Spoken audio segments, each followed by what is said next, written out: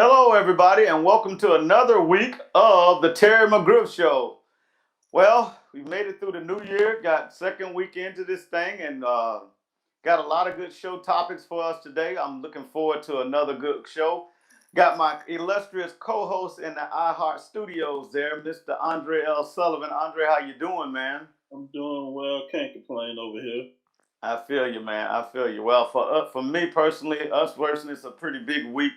We have the bowl game going down in Orlando this weekend. We'll be leaving tomorrow as we're recording the show today on Tuesday.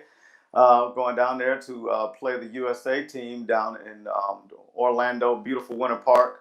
I'm looking forward to it. I had to rep my Pumas today. Oh, I got it on my wrong side. Rep my Pumas over here. And we're going to be going down there with a few of our ladies to play in this game. And our coaches and meeting with the rest of some of the all-stars and coaches from around the league playing the USA team. So I'm looking forward to that. It's going to be a very big week. We're going to have a lot of fun. I'm looking forward to having you down there with that. See what you do. Get your broadcasting debut, hopefully. Get on in there. But, man, let's tell you, this week, as far as sports was, to me, basically football dominated. Everything was spectacular. I had a great Sunday watching some football, when you wasn't too busy, but 6 games over the whole weekend, you couldn't have got better as far as catching up your football fix. Then you had the national championship yesterday. So it's been a pretty good week as far as football value. What do you think about that? No, same. Ready to get to it. Mm-hmm. Yeah, so let's talk about these topics. So like we just said, we're going to start off with the college football championship. Congratulations to those Alabama Crimson Tide, and we're going to go into a little bit of draft off of that because I want to know who's from these college football playoffs, whose draft stock has risen and whose draft stock has fallen. So the next thing we're going to talk about after that, we're going to go back into the NFL because like that spectacular 6 games we watched, well, some of them were, and we're going to talk about what we thought about that, and then going into the divisional rounds and what we're thinking. And then something I want to talk about that's kind of not really gotten a lot of play as far as in the sports world because we have been so busy because one of the things we were talking about how Corona had slowed everything down so people can notice some of the stuff that was going on out in the world, like the injustices that was obviously happening to African Americans with the police. But we really didn't see a lot of talk about that. We'll talk about that with the Capitol Hill riots and stuff like that, and we'll get into that. But let's get started. Let's talk about these, probably the Alabama Crimson Tide. Probably for what they all went through, I'll give them a lot of kudos to going undefeated. Playing an all SEC schedule and having a dominant performance in the college football playoff against 2 of the higher ranked teams in the country, Notre Dame and then against Ohio State. If you'd have told me this time last year that Alabama would have even been playing for the national title, I would have had to I don't know. They got some guys coming back, but they lost a lot of guys. You're looking at all the receivers that they lost and some linemen and some defensive players, and you're like, ooh, Alabama runs the table. That's probably be Nick Saban's best coaching job. And to be frank, I think it is. I think to get those guys to buy in, and then I didn't realize until listening to the broadcast how senior laden they were. So he did get a lot of guys to actually come back and play for him this year, and they seemed to buy into everything that they were asked to do, and probably one of their more dominant teams, especially offensively, that I've seen in their history, especially under Nick Saban. I was very surprised at the way that they were able to dispatch Ohio State, especially defensively after what we thought what Ohio State did to Clemson. So kudos to Alabama. I thought it was going to be a closer game. It was for maybe a half a quarter, and then it was the Devontae Smith show for the first half until he got injured, and then they just kind of took over and just rolled over him, like they say, roll tide. They did right, rolled over him in the second half to finish this game off. It wasn't even very competitive in the second half, and I'd like to get your take on that. Well, at the offset, you started off by saying you didn't know what Alabama was going to bring to the table because they lost so many people. But at the end of the day, they didn't lose Nick Saban, so as Mm-hmm. long as he's in house, everything is still status quo with the way Alabama does business, and that's just what we saw last night. Mm-hmm. First of all, congrats to Ohio State and what they put together this season. Everyone was really throwing shade at them and throwing rocks and how they got to the national championship. But at the end of the day, who cares? They got there. Your team did. My apologies. So you have a team that they only play a certain amount of games, but they got there. So kudos to Justin Fields and his crew for what they were able to do. Now, of course, the crowning of the champion happened last night with Alabama, but I think what we tend to forget about football and any sport, for that matter, any competitive contest, it is if I have more bullets than you, all right, we can shoot each other as many times as we want. But if I got more bullets, you're we're both going to die. If I let me go and throw that out. We're both going to die. My bullet hole is going to be bigger than yours because you more because I have more bullets, and that's just what Alabama did. We can talk about Devontae Smith all day. We can talk about Matt Jones all day. Yeah, and we can even talk about Harris, their running back. Mm-hmm. But there are so many bullets, quote unquote, on that team, Mm-hmm. and that's just how they did it. Yeah, they got the ball to Devontae Smith. They're going to do that. We knew that was no secret. The only person who didn't know it was the DB in the second quarter. They got the ball to Harris. We knew that. The only person who didn't know that was the linebacker who was playing Mike linebacker for Ohio State. But they were getting that ball to the slot guys. Them getting that ball to that tight end. They have too many bullets. They're shooting at you from different places. It's like when you go to play paintball. If I can put a guy on the roof and I can put a guy on the ground and I can put a guy behind this little ugly boulder that they built and I can put a guy over here, over there, or whatever, I'm going to win. Because I'm shooting at you from so many different places. In football, every time you play defense, it's a gamble. It really doesn't matter what you do. You're going to give up something. And the way Nick Saban coaches teaches his quarterback how to find that something. And 464 yards and 5 touchdowns. Something is a vast understatement, but that's something. And so kudos to the University of Alabama, Crimson Tide, and their fans for what they were able to put together this season, playing in all SEC schedule, then running the table with the college football playoffs. Yeah, I'll tell you right, man. They put probably one of his best teams in his tenure at Alabama because, first of all, the expectations weren't what they were in the previous years. Nobody saw Mac Jones having a better performance for this season, and even what he was able to back him up last season. Mac Jones has just he deserved to be in New York. First of all, let's just say that he was a Heisman Trophy finalist because he deserved to be there, and it was really evident last night when Devontae Smith went out of the game and he still was able to drop dimes on guys, put it on guys, and lead that offense. And you didn't even realize that Waddle was half speed. He wasn't really a factor, but you didn't realize that neither one of those guys in there because they were able to do what they normally do. He was able to get the ball to the tight end, some of the other backup receivers. He was able to get the ball, make plays with his legs. He made a great scramble play to get a first down where he dove for the ball, gave up his body, took some pain, and played through the rest of the game with that pain to make sure that his teams kept a dominant hold on that game. And they were just literally just dominated Ohio State. I mean, you knew halfway through the second quarter that this game was over. This was Alabama's national championship, and it was for them to give it away, and they didn't. They decided that we want to take this one home. We're going to end up being one of the best teams in Alabama history, and they did that. kudos to Mac because I mean, from what that man came through, he was not highly recruited. He went there because he deserved to go to Alabama, but he was not looked on to be the man when he got there. He waited his turn. He learned what he needed to learn, and even more importantly, the man got not only his bachelor's but his master's while he was at the university, and he still has a year eligibility left. Actually, I think he has two because you get a mulligan this year. So if he wanted to come back for two more seasons, he could, even though we're not. We know he's not. He's probably going to, he made himself a lot of money, which we're going to get into that in a little bit. But the young man is just exemplary for himself and his family. And he's typical, like, what we call a student athlete. He typifies that in everywhere. When you want to put student athlete, you need to just go ahead and stick Mac Jones' picture up there so everybody knows what a student athlete looks like because he excelled off the field and on the field on one of the best programs, if not the best program in the country for the last decade and a half.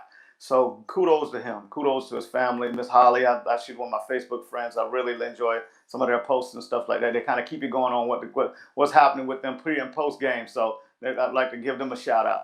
But man, I tell you what, that was just a heck of a performance by Alabama. Mac Jones, just another workman's like performance by their offensive line, just creating blowing holes and every running back that they put back there. We already know the names of their star running backs, but it didn't even matter who they put back there. Their offensive line just did the job. I mean, outside of the one little lucky strip sack that Ohio State got, it was a dominant performance. And what really surprised me was the domination of the Alabama defensive front and the Alabama defense as a whole. Once they got locked in on what Ohio State was trying to do, it was lights out. I mean, they were able to make a couple of plays here and there, but it was pretty much a typical Alabama beatdown, lockdown, especially in the defense finally showed that, hey, we got some stars up and coming, and you're going to look out for us. I mean, Patrick Surtain, he basically proved who he was. He was still a dominant corner in college football, probably going to be one of your top 20 picks in next year's draft. And it's just kudos to them. And once again, Nick Saban does what Nick Saban does. It's probably why he's the best coach in college football, or if not in college football history right now, because he's passed the bear, at Alabama. And but I think he's got 8 national championships, if I'm not mistaken. I know he has 7 at Alabama. If you can skew the LSU, that's 8. So, I mean, hey, and he's done it everywhere he's been, So good luck for them. So let's switch topics here. Speaking of that, we're talking about the dominant performance. Let's talk about these guys who's from the entire college football playoffs. Let's kind of go with whose stock we think has risen and who we thought dropped compared to that. So I'm going to go with the risen. Let's go back to Alabama. Mac Jones. Obviously, nobody even thought he was going to be anywhere a first day draft pick if he got drafted alone. And I think he made himself millions of dollars by the way he performed. He showed that there's not a ball he can't throw. He actually got bigger from when I seen him last season. So he's probably around 220, 25 pounds. So he's got the size. He already had the height, but he had some bulk to go with it. He's your typical pocket passer, but I think one of the things that really impressed me, the fact that he was able to get out and run the ball and make some first downs with his legs. He's obviously not a scramble threat, but he showed you that he has the ability to get out there and run and make some first downs. He's been a gamer all his life. That kid's right here in Jacksonville. People have been knowing anybody been following youth football now. They've been knowing about what he's did from the Mannion Athletic Association all the way through bowls and everything. So the kid's always been a baller. He's always won wherever he's been. So if you go back and look at that young man's history, that's the person that you want to take a chance on because everywhere he's been, from his youth football days all the way through high school, I think I know he either won a state championship or played for a couple state championships while he was at bowls. So he's won everywhere he's been. So that's a kid that, if nothing else, if you want somebody that you can sit behind one of your starters back there and give them a chance to get ready to take over, I think Mac Jones will be a good first round pick, maybe late, definitely a second round pick. I think stock went up in my book was Patrick Surtain because he went from being a good, solid first round pick corner to maybe he can walk in your door and be your number 1 pick. Maybe just a notch below the Jalen Ramsey type, but he's definitely probably would better than I give him a higher rank than any other guys that were drafted first in the top 10 last year. Even the guys from the Jaguars and Detroit got. I thought he did an outstanding job playing in coverage and coming up on tackles. The other person I thought was, I want to say, is Brunage, the defensive tackle for Alabama. He made himself a lot of money with his dominant performance, showing that lot of athletic ability. And last but not least, Leatherwood, if I get his name correctly, number 70, the left tackle from Alabama. My goodness, I mean, I just specifically stopped to watch some of the plays that he did. It was like the guy, whoever was in front of him, might as well have been on roller skates because it was like he was playing a little kid. I mean, he just dominated. And I mean, Alabama can do whatever they wanted to up front because of the domination of the offensive line, especially the left tackle. I mean, I can't knock anything that you already previously stated. If we have to go Risen, I mean, obviously the low hanging fruit here is Justin Fields. Mm-hmm. You know, everyone kept saying, you know, Trevor is a guaranteed number one, which, you know, for all intents and purposes right now, we can still say he is. Mm-hmm. So, you know, Justin Fields, I think, has at least brought up a conversation. I don't know, I can't, you know, I'm not in the mind of the Jacksonville Jaguars war room, but I believe he's brought into the conversation that, you know, if you pick me number one, you're not making a bad decision. And so I think everyone kind of overlooked Justin Fields this year. Mm-hmm. His time in the college football playoffs is a prime example of what film and just having a shot at more people to see you can do. Mm-hmm. If we also have to look at some of the Ohio State DB, Seven Banks, number 7 for the Ohio State Buckeyes. You know, for a long time, he drew the number of the Heisman Trophy winner himself. He stood up in their meeting room earlier this week and said, "I'll take him," before their coach could even hand out assignments. And that alone, right there, you have the proverbial cojones to say, I'll be the guy to say I'll ride with the Heisman Trophy winner, and I'll take you all day. Because that tells me right there, you may not have all the skills, but you at least got the heart to go and do it. And for a good intents and purposes, until Ohio State decided to make the dumb mistake of going into zone coverage, he was staying with him for a good little minute. If you look at it, that's why, you know, Matt Jones found those slot receivers. That's why he found those tight ends. But for a minute there, he was with him. And then, hey, we're going to go in zone coverage, and then boom. So, yeah, those are the guys I have to say are risen. And now we go down to the actual who's actually taking a hit. I think it's Travis Etienne. Travis Etienne's performance against Ohio State had you looking like, who are you? And it made you question the last 3 years of watching this guy. And I don't, you know, I can't speak on what Dabo Swinney's game plan was going into that game, or for what we've seen all of this season. But at the end of the day, Travis Etienne took a hit. And granted, you know, he's still a great back. You know, you can't just dismiss 4 years of college football.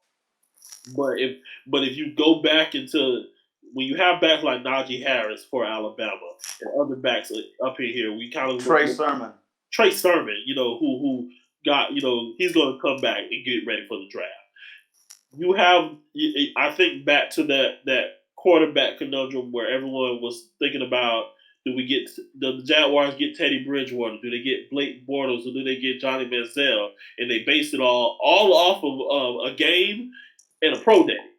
And, you know, Johnny Manziel didn't have a great game that year. He won the Heisman, yes, but he didn't have a great game that year. And then Teddy Bridgewater didn't have a good pro day because he decided to not wear gloves and throw. And, you know, Jaguars it went up and got Blake Bortles. And so when you have those 3 guys, Najee Harris, Trey Sermon, and then you got Travis Etienne, who didn't play his best game in his hometown for a college football playoff game, it makes you wonder what he has going on over You're right. Now, some of the people that I thought that kind of took a fall, not a big fall, was what's his name? Jeremiah Owusu Kamara. That's if I pronounce his name right. The linebacker from Notre Dame. I think he kind of got exposed a little bit against Alabama in the run game, and even in the passing game. He looked a little stiff. I think he's still going to be probably a first round pick. But you got a lot of hype on him coming into the playoffs. He was going to be the next star middle linebacker, and he might be that guy. But what we saw when you really got a chance to kind of look at him, evaluate him, it's like, well, was he good as some of these guys that just came out recently? I don't know if he quite was that level for what he's been getting. And I mean, yeah, he played a good, but again, once again, he played an ACC schedule, so he didn't get the body of work that you thought he was going to get against some of these top teams. And then, like I said, Alabama, but Alabama makes everybody look bad, you know. But also, he made Travis Etienne that in the ACC championship game look like a top 5 pick too. So that's why I'm like, you had a couple of bad weeks in a row right there against some top edge talent offensive line and at the running back spot. So you kind of I'm holding that he does something if they do some workouts that he might maybe get his name back up there. The other one was kind of took a little bit of hit. Well, I don't think it's going to be much of a big hit, but he kind of got exposed a little bit in some spells in coverage with Sean Wade. I thought Sean didn't have his best game last night. I thought that this would have been the game that would have probably put him as the number 1 defensive back off the board. If he would have showed up against Devontae Smith and the rest of those guys, I think he would have been solidified his name as, hey, this is the guy to go after in this year's draft as the defensive back. Does it hurt him? Does he still going to be a first-round pick? Yes, but I don't know now will he'll be a top 10 pick. It all depends on his workouts and his interviews. I think he's no doubt he's a first-round caliber pick. No doubt I think he's going to have a fabulous career. I just think far as the draft, that game might have cost him a little bit of money because I think he had the opportunity to really show the entire world and the football world who he was and how good that we think he is. Being a local kid, we've seen what he's done for most of his career. We think that, I think the world of the kid. I just thought that he kind of missed on an opportunity there, and I understand some of the things that he didn't get a chance because they did have the opportunity not to throw at him. But there were some plays that he could have had and he didn't get. Now, there was a good play I like to point out just to give him something. There was a good play when they had a little quick screen near the goal line where he just blew up the receiver in coverage to make sure that screen didn't go anywhere. But I was talking about his coverage skills. We know he's a great all-around. If I was going to compare him to somebody and I'm going to lose the highest caliber defensive back, if I was going to find a Hall of Fame defensive back that I would compare Sean Wade to, it would be Rod Woodson because Rod does everything well. And Sean Wade does everything well. And that's who he's kind of like, if you remember the movie Top Gun, he reminds me of Iceman. He's not going to be that flashy, spectacular guy, but he's going to be that always does his job guy, always pretty much takes care of his business. I just thought this would have been the opportunity. This would have been the game where everybody would have just been speaking his name all throughout pre-draft talk right now. Sean Wade this, Sean Wade that. Look what he did against Alabama. And I just hated for him that he didn't get that opportunity to really shine like I thought he could. And now that you bring it up, it brings me to mind another name, and I don't know how this missed me, but the person who I think took one of the biggest hits with everything, all the bowl games, all the playoffs, is none other than the University of Florida's starting quarterback, Mr. Kyle. Oh yeah. And I'm not a Gator fan. I'm paying cover them. Shout out to the Gators. But appreciate the check. But I think he didn't have his star receivers. He didn't have his star tight end. A lot of them opted out to get ready for the NFL draft. He should have opted out too. So, and here's why I disagree. I don't think he should have opted out. I think that was a chance for him to show that he is the guy. And he had the full opportunity. Yeah, he played with some young guys, but every single guy that graced that field had playing time this year. Mm-hmm. All of them, every single one of them. There were no rookies on the field, and so it was a chance for him to show that, hey, I can be the guy. Yeah. It doesn't matter who you put outside, inside. I would get the ball to him, and I can be maybe not a field general, but at least a game manager to get us over this hump. And he failed in that task. So I'm sorry, 3 interceptions in the first quarter is not on your receivers.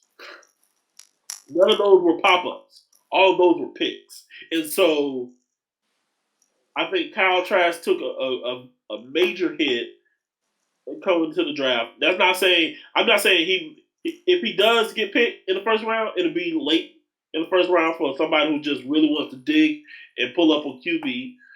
But he's going to be a second round, third round, or even third day guy now because of that game. Because that's the lasting memory that we have of Kyle Trask.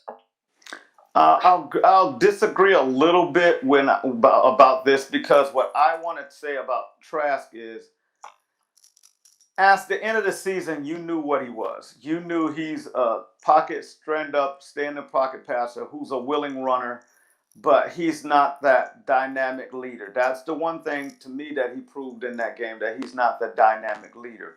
And as right now, that's not such a terrible thing, because for him, the good news is he slides down the draft board and he'll probably slide to a better team, which will give him a chance to sit and learn, and then which he's used to doing, which when he does finally get his opportunity, I think it will make him an even better pro. I think if he would have kept rising up the draft board, he would have been I think it would have been just a tragic failure, because he's not that guy, in my opinion, to be. He's not a Deshaun Watson leader type. He's not a Patrick Mahomes leader type.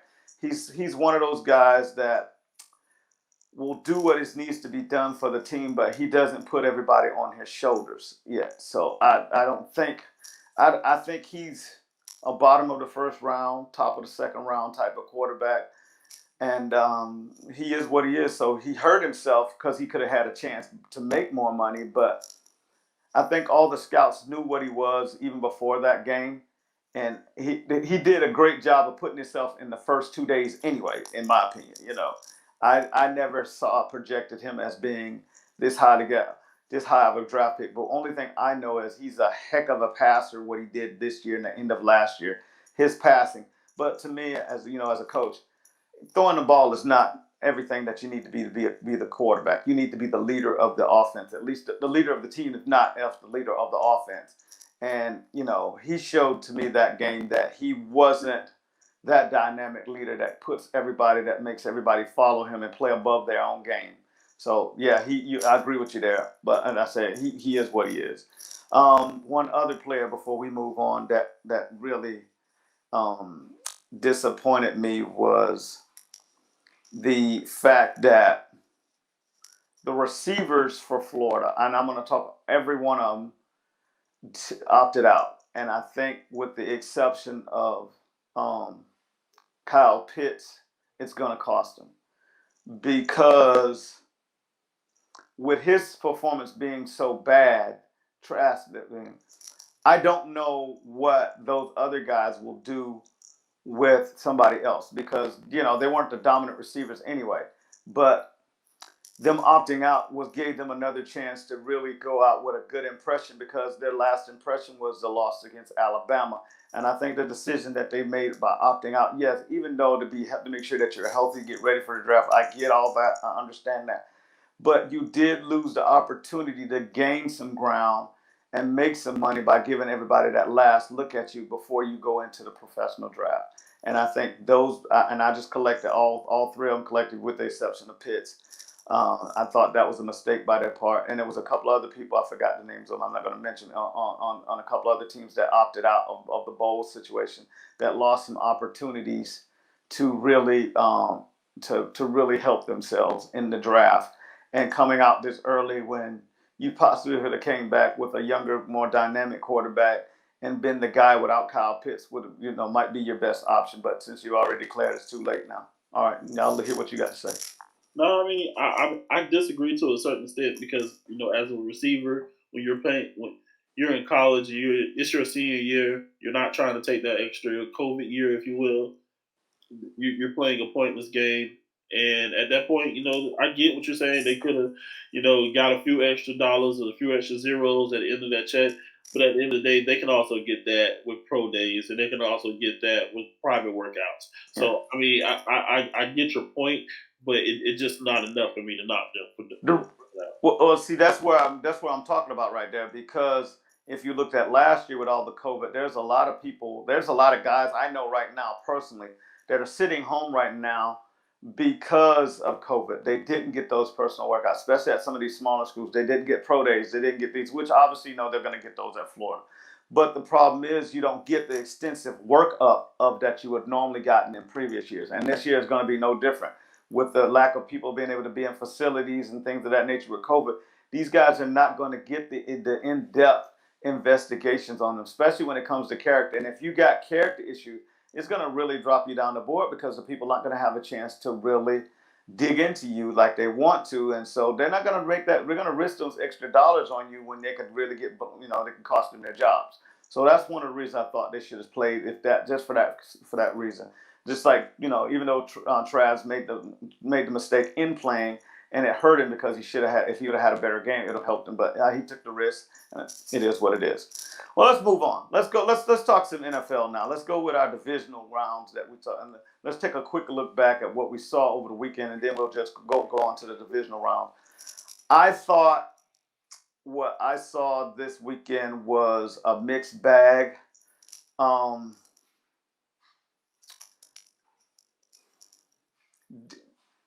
Jackson proved that he doesn't have to play anybody's game but his to be the quarterback that they need. He doesn't have to be the drop back passer. Just go play your game. Do what you guys do and let the chips fall what they may. And I think they'll end up probably playing Kansas City in the AFC Championship. I'm going to predict that. But if just do what you do. Quit trying to fit in everybody else's box. Mr. Jackson, you showed that you're probably the best athlete in the NFL right now.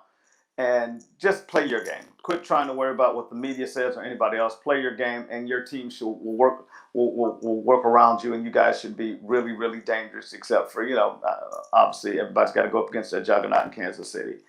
The surprising thing to me was how well Washington was able to hang with the Buccaneers.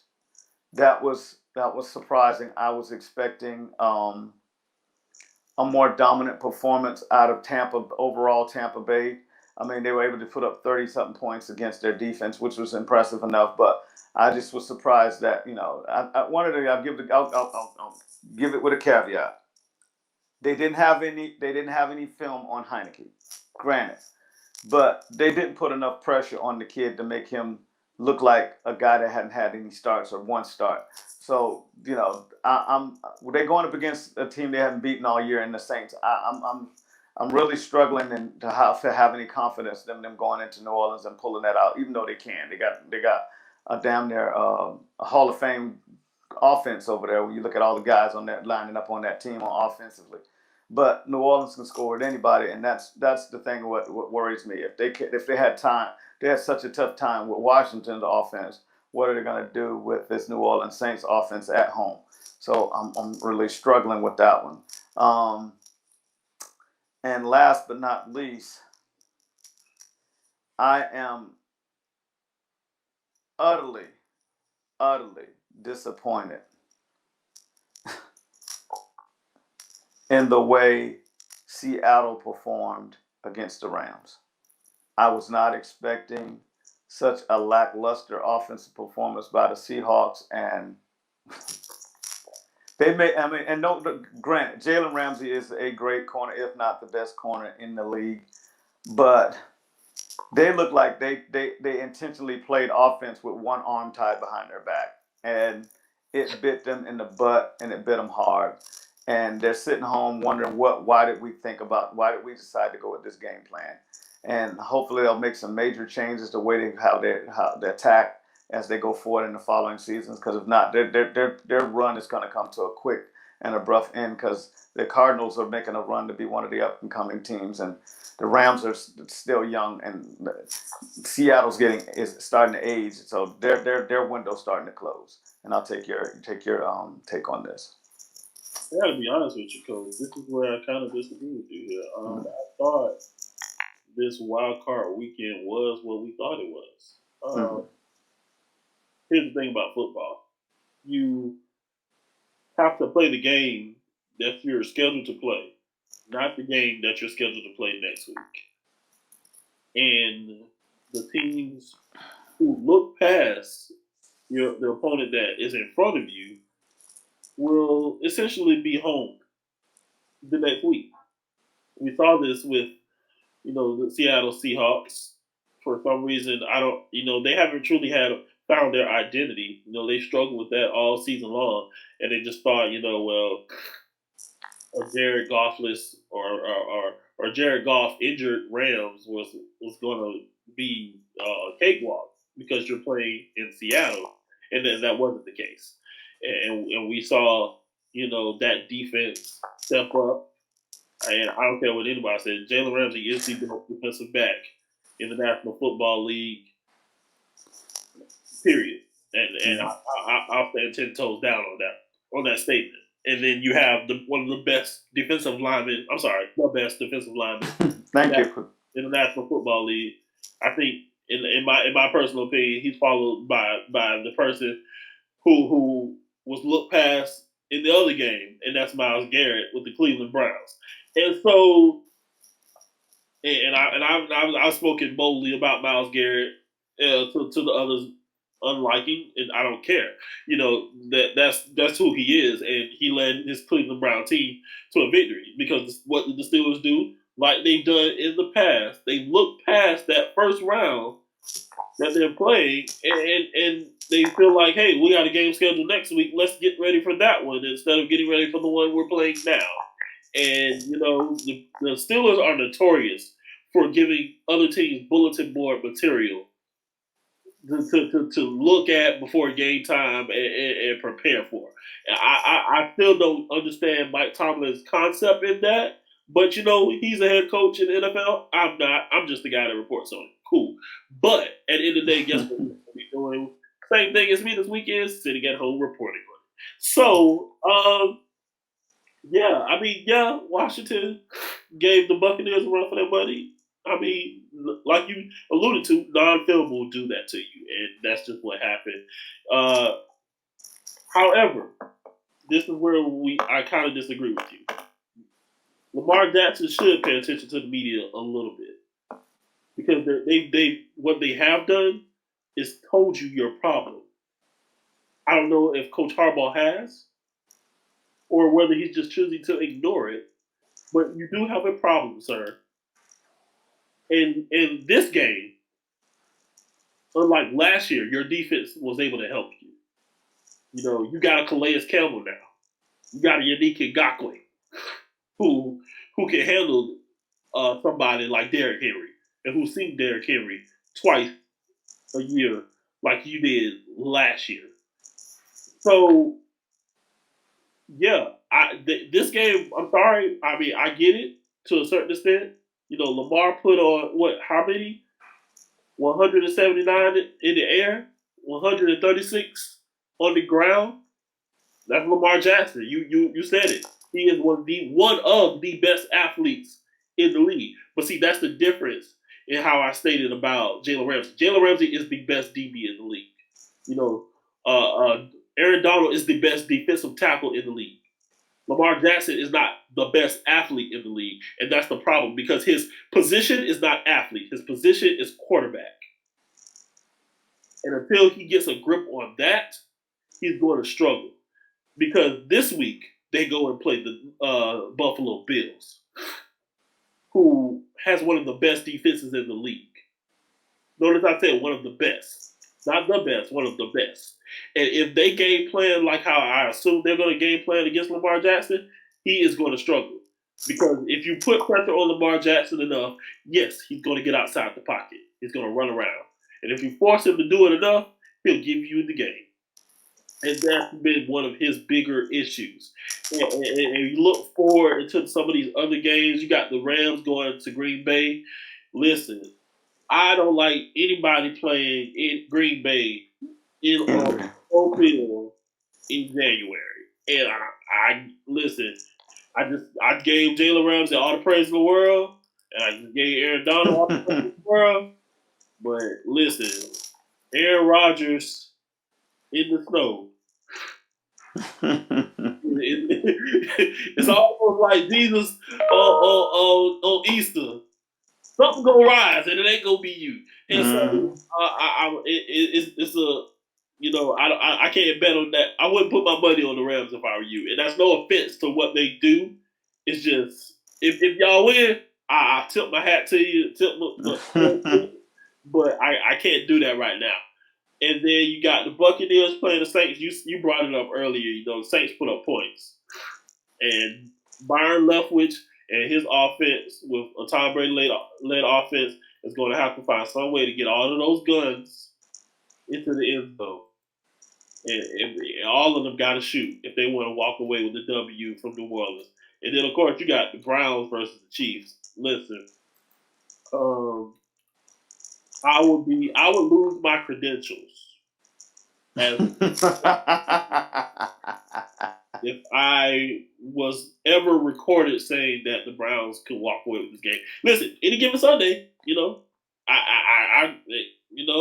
but the smart money is with passing with holes and the low look pass. Yeah, you can't help but agree with that. But let's go back to something. The most interesting game to me that I see right now will be Buffalo and Baltimore. To me, they're the most evenly matched out of all the teams right now. There could be an argument for the Rams and the Packers, but like you said, the Rams are going up there into cold Green Bay, and they're used to being in sunny LA. It's not going to be fun for them. And with all due respect to Baby Megatron, he is no Devontae Adams. It is what it is. He is no Devontae Adams. And on the top of that, Green Bay has probably one of the most underrated coaching staffs in the league. Green Bay does not, their coaching staff, and I'm talking about the head coach, everybody, the way they game plan, and they're the ultimate no-name team outside of Aaron Rodgers. Everybody knows Devontae Adams, they know Aaron Rodgers, and they're like, who the rest of the guys? Do they got professionals on their team? And they continuously whoop the crap out of everybody. Everybody. And usually the games were not close. They usually dominate their teams that they play. They don't play in a lot of close games. Even if the score's close, you can look at it like, yeah, they control this whole thing. And so Aaron Donald is not going against the statue, so he's going to have one of his pull out of the bag. Okay, we haven't seen Aaron Donald play like this in months game for the Rams to be able to stick around with Green Bay, because he's going to have to get pressure immediately in order for them to actually, because Devontae Adams is probably, outside of AB's before he came back this year, the best route runner I've seen in NFL. The man just runs. I mean, you could just take a pencil and just follow him electronically. The routes are crisply perfect. And being that Jalen is a matchup corner, he likes to get physical. He's going to whiff on some of those jams and stuff, and he's going to get embarrassed. I'm going to just call it right now. He's going to be like, how did he get open on him? Jalen took a chance, because that's what Jalen does, and it's either feast or famine. Jalen dominates you, or you can get him and make him look bad, like he does against AB. AB has had some really good performances against him, even though he's still the best. There's certain things, there's what we call matchups. I don't think that he matches up well in this particular format. This is the game I probably wouldn't let Jalen match up with him. I'll let him, maybe take away somebody else and they bracket Devontae. That's just me, because I would like, give me two guys on Devontae Adams. Jalen, just take this side away, and then we'll match everybody else up to cover Devontae. We don't want you to have to deal with that. We know you can take anybody else away, and we'll deal with that. That's just the way I would approach it.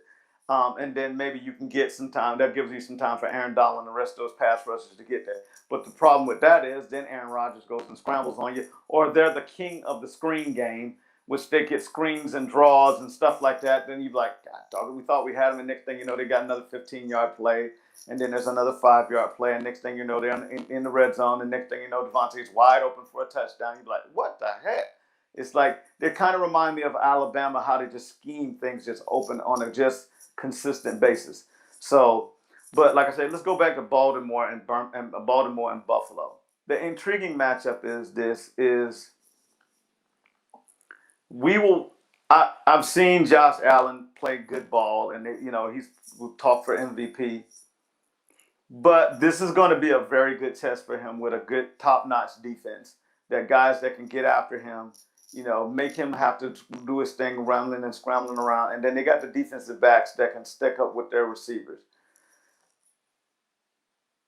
You spoke about the Buffalo defense.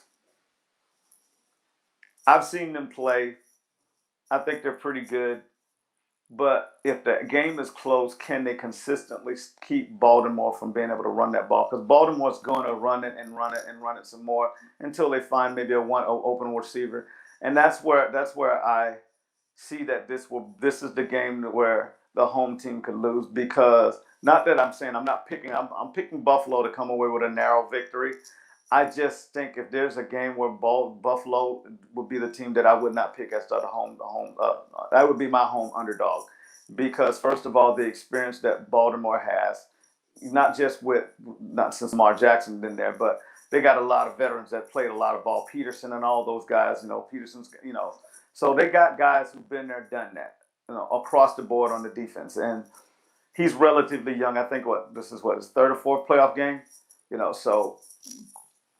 I'm looking for Baltimore to pull out a win, but I'm gonna pick Buffalo, but it would not surprise me to see Baltimore win this game.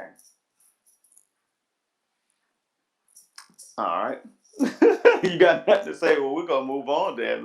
Let's finish this show out with what something I really want to kind of get into.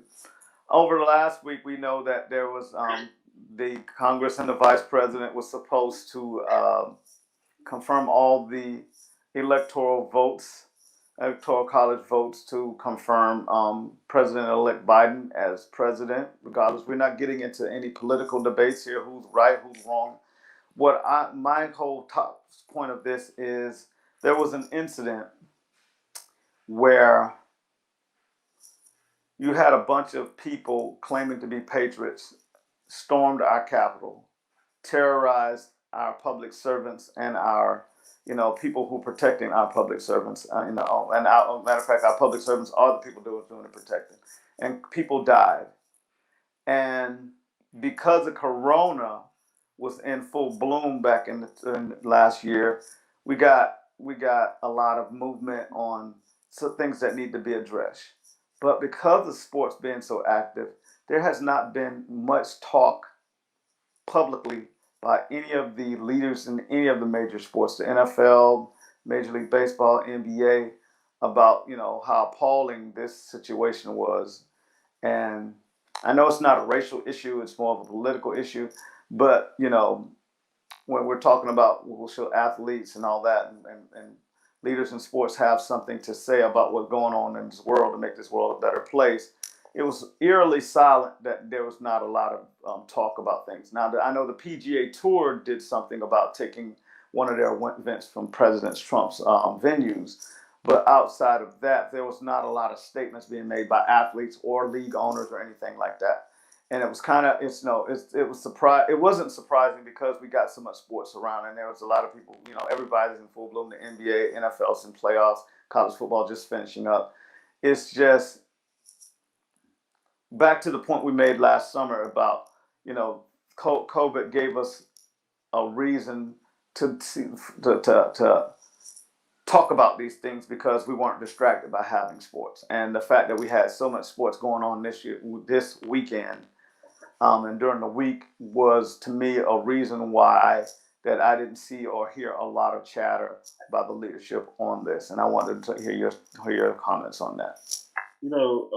Just for full clarity for everyone out there watching, before I make my statement, yeah, I don't agree with the protesters storming the Capitol. Honestly, I feel like if there was a Black Lives Matter movement, not saying like you said this isn't a racial incident, Mm-hmm. but that was an act of terrorism, Mm-hmm. and if a peaceful protest was deemed as such should this. So before I make this statement, I needed to get that out. Now, with that being said, every week we do these shows, and I ask Coach send me a list of topics. Mm-hmm. Send me topics, and then that's how I work because I'm very organized in that way. Yes, you are. When he'll tell you because I need to know what's going on. So yeah, I can't come off the head with anything. So he said that, and I immediately went and started doing some research because I feel that initially I was torn on it because I felt like you to a certain extent, but then I started thinking, and I actually looked at one of our older episodes, and I remember, and it brought me right back to the topic, and I went up and looked up what is a team owner. And the definition that I found was owners, the team owners, manage certain settings for the team. They add and remove members, add guests, change team settings, and handle administrative tasks. And there can be multiple owners in a team. Listen, and Coach, I understand your sentiments from sometimes you need someone to say something, but with that, all of that being, protocol being established and confirmed, I'm okay with none of my NFL team owners saying anything. I'm okay with none of my NBA owners saying anything. I'm okay with MLB, whatever. I'm okay with this silence. And here's why I'm okay with it. Like you said before, it's a political issue. And the one person who I wanted to hear from about this was the person whose job it is to deal with this. Mm-hmm. That being our current president of the United States of America, Mr. Donald Trump. I don't want to hear from Shah Khan about this. I'm be honest with you. I could give two dingleberries what Jerry Jones has to say about this. I don't want to hear from Magic Johnson over there in the NBA or Mark Cuban, from the Dallas Mavericks, because in all honesty, it's an opinion. It's an opinion, and the old adage of what our grandma used to say about opinions. But their opinion on this is null and void for me because we heard their opinions during Black Lives Matter because a lot of them were silent then too, right? So I don't want to hear your opinion when it's not when the person that's doing the crime now looks like you. Yeah. You were already silent then. What the hell you got to say to me now? And so I'm okay with them being quiet because the last thing I want to happen now is for you to say the wrong thing. And in the midst of now, we're starting to get to that point of the year where sports is a little, sports is right here, and it's starting to get right here. Get right here, it might amp back up so come NBA playoff time, but then it's gonna get right back here, and then we're gonna start poking at stuff. Mm-hmm. If they're quiet right now, I'm okay with it. Stay quiet because you were quiet when I needed you to talk. Mm-hmm. I don't need you to talk right now. Now, hey, you want to be quiet now? Cool. I'm okay with it because It's like someone throwing a rope after off a mountainside after the person already fell. Mm-hmm. That rope ain't gonna do me no good. That rope that person already dropped. So I'm okay with this. I'm okay with the silence now. Is it okay? That's an opinion, and like I said, everyone has an opinion. Mm-hmm. But at the end of the day, their silence right now is okay with me because you was already quiet. In the middle of summer last year when stuff was getting real. Mm-hmm. So you want to be quiet now? I'm cool with it. Yeah, and I get it. My my point was is that because of sports, these things are kind of with the opinions kind of got put on the back burner, not just by them, but by most of America. There's not been a lot of chatter about it, except for your usual political people on social media talking their normal political things. My thing was, I looked at this incident more in the light of a 9/11 because, first of all, this is the first time this has ever happened in our country's history that people have stormed the Capitol and did acts of violence against public officials with the intent to murdering um, anybody and everybody that they saw an opportunity to get their hands on, including the vice president, was that the guy that they were supposed to be trying to keep in office, and because he will, certain comments, now all of a sudden they want to go after him. I'm thinking, these first of all, these are not patriots. These are true terrorists, and we have our own domestic terrorists. That's why when we make our oath, especially in government, we say we swear an oath to defend our country against all enemies, foreign and domestic, because we do have domestic terrorists. And those people were domestic terrorists, regardless whether they have a U.S. citizenship or not. They were domestic terrorists. Anybody that goes to try to kill our government officials and the people protecting them are domestic terrorists, regardless of what kind of job position you hold, whatever your political affiliation is, whether you believe in God or not. You committed an act of terrorism because you went to go take somebody's life that they were doing their job, whether you agree with what they're doing or disagreeing. You don't have that right. You don't have that right to tell the country you're going to go against the Constitution and change and do things the way you want to because you don't like what happened. There's plenty of people who didn't like the last outcome, the last election. Guess what? They had to eat it. It is what it is. And there's going to be politics, whether you like it or dislike it. There's always going to be the other side is always going to be unhappy if they don't win. That's just the way it is in sports or in politics.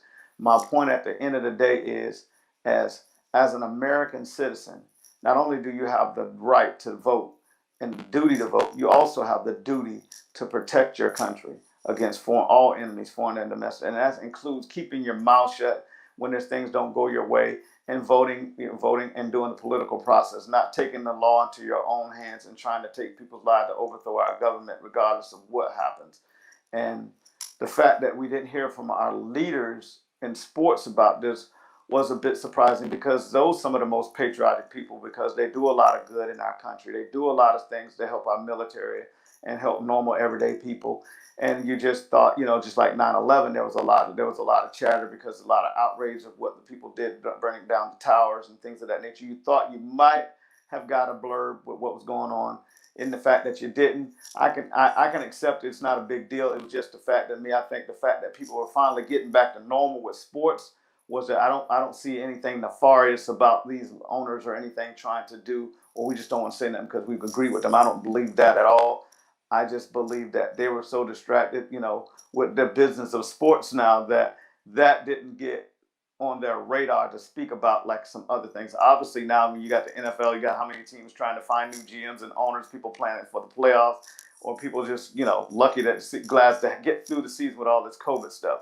And then that's all sports. It's just the fact that when we had such an unprecedented incident that happened in our country that will be in our history books, it was kind of not, for lack of a better phrase, given the due public justice by the entire body of our country that 9/11 was.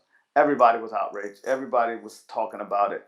And this has kind of been a hit or miss thing depending on what you had going on in your life. And I was kind of surprised by that our leaders in the sports world didn't say anything about it. And that was my total thing. I have no issue either way how they handle it. I just thought it was kind of surprising, and I just wanted to bring it up as a topic of today's show, so we can just point it out, and then we'll keep an eye on it as we go forward and see what happens. Great. Yep. All right. Well, guess what? We come to the end of another fantastic show. Before we go, I'd like to thank all of our sponsors like She-Car, Team Sportswear Direct, the Women's Tackle Football League, Watch Game Film, Laces Out Foundation. I'm looking forward to this week, man. We're gonna be down in hopefully sunny Orlando, down there with these women playing the bowl game. RWB Events is hosting, the National Bowls week, and it's going to be a fantastic time. The game, we'll put it up on our links here and on our Facebook. Please watch this game. You'll see some great, outstanding football performances by some of these up-and-coming women that playing this game. If you want to see some of these next coaches that you'll be seeing that's coming into college football and in the NFL, start watching. These girls are learning the game. They're learning how to play the game. It's going to be a fun time. I'm looking forward to it.